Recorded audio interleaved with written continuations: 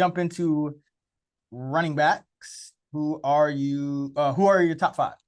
So I got Christian McCaffrey, Derrick Henry, Jonathan Taylor. I'm still trying to figure that one out. Austin Eckler and Dalvin Cook, with Josh Jacobs and Ramondre Stevenson just missing the cut. Yeah, no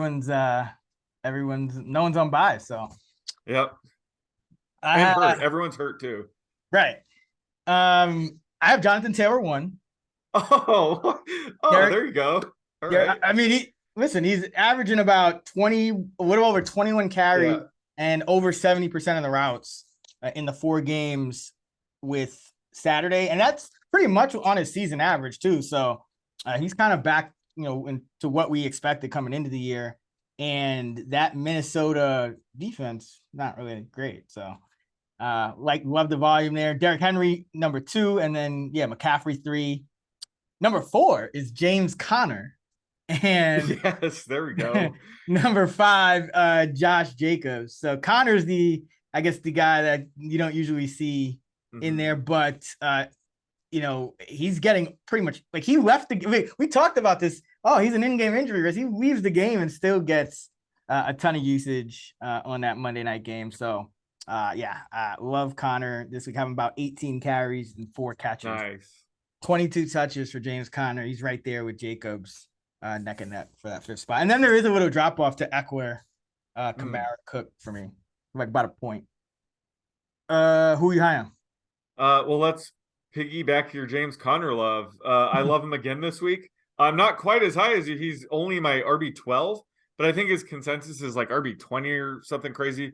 Last week 18. I was like +6 or +8 on him. That was a free win on Fantasy Pros, but he's continuing to play at a high level, seeing massive usage. Like you said, he had 15 carries for 85 yards and a touchdown, caught 6 passes for 29 yards, and likely to have another run-heavy game script with Colt McCoy. Unfortunately, Kyler Murray's out for the season with the torn ACL, but Colt McCoy's more likely to check down to Connor as opposed to scramble like Kyler Murray would. So I think that just sets up for an even bigger game for Connor. They're facing the Broncos, which I don't even know who's starting for them. It could be Wilson, it could be Ripien, but I'm expecting a heavy workload again for Connor. So yeah, he's definitely a legit RB1 right now, and ECR needs to figure that out ASAP. But and the other guy that I'm high on, he's more of a stash for the fantasy playoffs, but it's Jordan Mason. I have him as my RB 48, and he looks like he's inheriting most of the entire Elijah Mitchell role. Ty Davis Price was inactive, and Mason saw 11 carries for 56 yards. So he could be used similarly on a short week with Christian McCaffrey banged up. They have a great matchup against the Seahawks, who have allowed the most fantasy points to opposing running backs. Debo's out. Even Brock Purdy got banged up. So they could have a very run-heavy game script. I'm not saying to play him this week unless you're extremely desperate. But forward-thinking managers who are already in the playoffs, he's the clear Christian McCaffrey handcuff, which means we're interested in him. They play the Raiders in week 17. So if McCaffrey were to miss that game, he'd probably be an RB2. So Jordan Mason's a guy I've been stashing in leagues where I can right now. Yeah, I mean, the way the 49ers injury luck is going, True. man. Debo, though, I'm glad he'll be back by week 17, I think it is, and the playoffs. But man, I thought that was a season ender for sure. Yeah, I think he did too. The way he was, man, he was emotional out there. I am high on Alvin Kamara this week. I have him RB 7. He's RB 14 in consensus, and this Falcons run defense is not very good, and Kamara has really been struggling. But I think coming off the bye, get everyone getting a little bit healthier all around on that team, I think he'll have a good game here against this Falcons team that's starting a rookie quarterback. The game shouldn't get away from the Saints in some negative game script or anything like that. So I think they'll be able to stick with Kamara.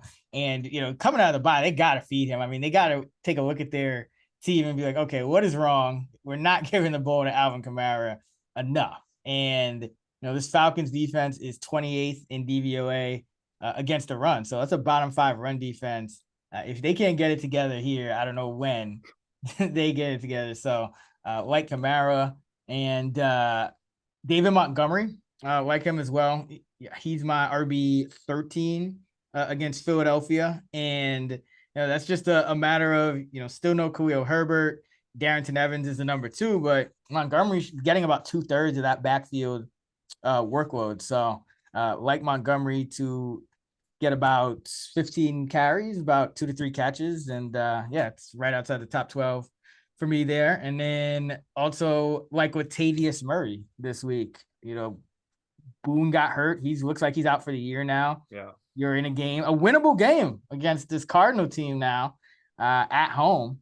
So I have Murray getting about 15 carries and 3 catches, about 18 touches, about 75 total yards and half a touchdown. So he's a top RB19 for me, and he's like RB31 consensus. Jesus. But you look at the backfield there, and I'm guessing they call up Devon Ozigbo to be the number 3 again. But anyway, you look at it, Murray's got to be getting like at no fewer than about 2/3, if not 75-80% of the snaps in this backfield. So like Murray as a top 20 back this week. I don't know. Marlon Mack looked pretty spry on that 60-yard touchdown catch. Yep, but yeah, I'm right there with you. Murray's RB21 for me. He's just surviving all these injuries in the Broncos backfield, it seems.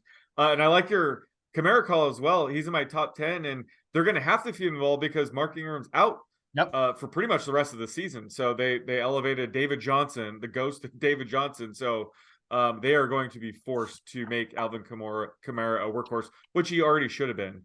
And we might also see some more Taysom Hill because of that. But either way, I'm projecting Kamara for a massive workload here. Absolutely. Who you low on? So I'm low on J.K. Dobbins. I have him RB33. He's RB22 right now in ECR. And I mean, it's a great matchup against the Browns. He went off last week, 15 carries. I think it was 120 yards. But he didn't look 100%. I'm sure you saw his touchdown run where he was just basically hobbling the whole way there. But we've kind of seen this with the Ravens running backs this year. They have a good game. They kind of get banged up and then they limit them the next week. I wonder if we could see that this week. I mean, they have a ton of running backs there.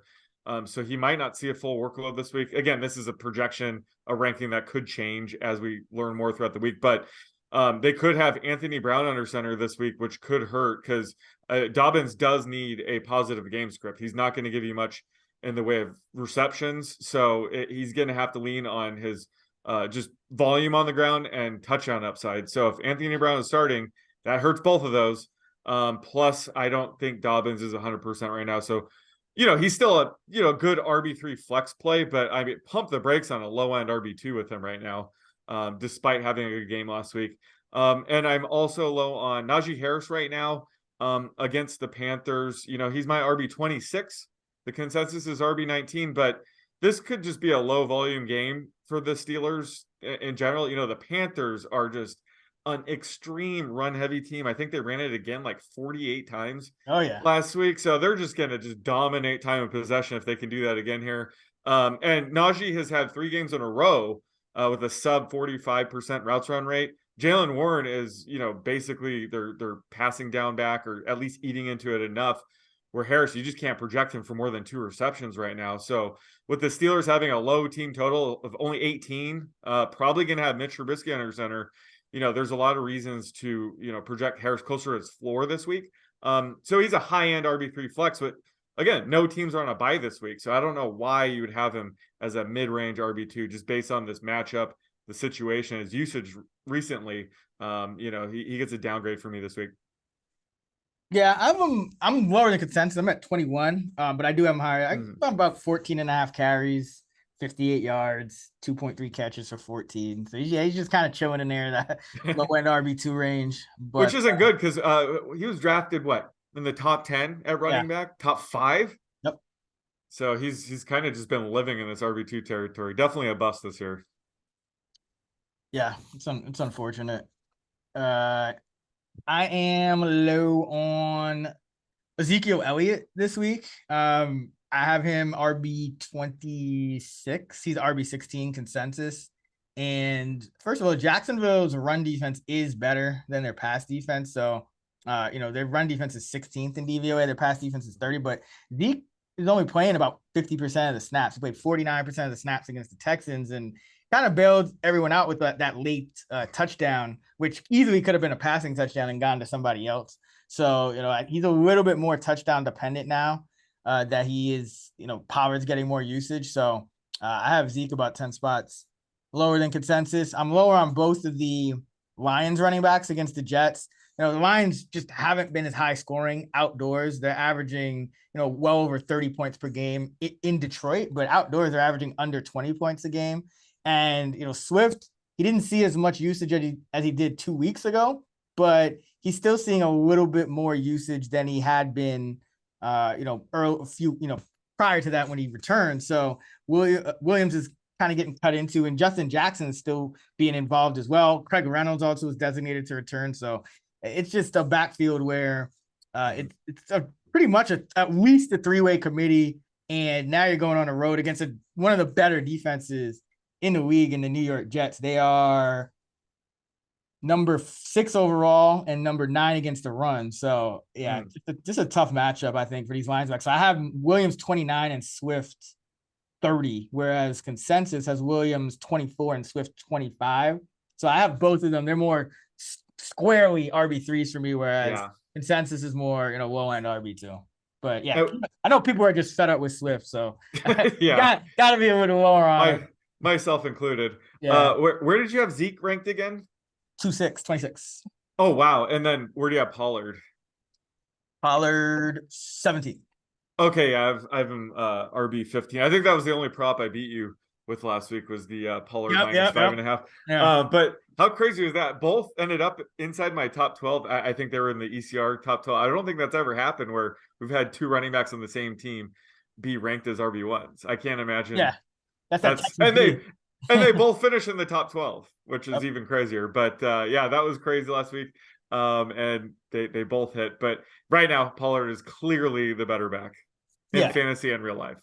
Yeah, exactly. And I mean, as long as they're splitting snaps, Pollard is the more efficient back. So I think he has to be ranked higher. And Zeke is just, if he doesn't get a touchdown, it's going to be, it's going to be. Yeah. And then anytime Zeke misses, Pollard's going to be a clear top 3 back without a doubt. Maybe the RB1. Yeah. Yeah. So it's, this is not the Texans matchup this week. So still top 26 for me, both of them, but not top 12 or whatever they were last week. Simple. Dameon Pierce is out.